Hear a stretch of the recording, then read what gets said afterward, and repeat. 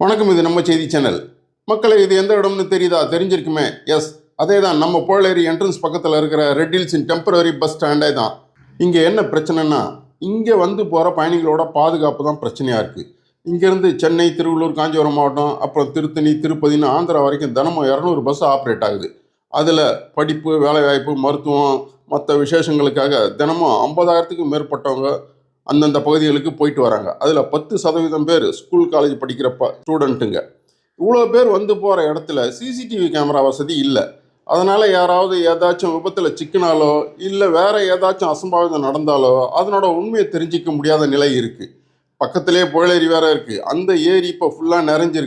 இந்த ஏரிக்கரை மேலே தினமும் காலை மாலை நேரத்தில் 100க்கும் மேற்பட்டவங்க வாக்கிங் போகிறாங்க. பல பேர் ஏரியை சுற்றி பார்க்கவும் வந்து போகிறாங்க. இந்த ஏரிக்கான பாதுகாப்பும் இங்கே இல்லை. அங்கே வந்து போகிறவங்களுக்கும் பாதுகாப்பு இல்லை.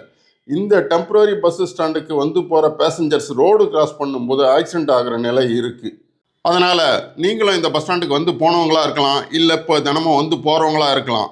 மக்களோட பாதுகாப்பு, பயணிகளோட பாதுகாப்புக்கான பிரச்சனைக்கு என்ன பண்ணால் நல்லதுன்னு உங்கள் கருத்தை கமெண்ட் பாக்ஸில் பதிவிடுங்க. இல்லை இந்த பஸ் ஸ்டாண்டில் வேறு ஏதாவது பிரச்சனை இருந்தாலும் அதை கமெண்ட் பாக்ஸில் பதிவிடுங்க. நன்றி, வணக்கம்.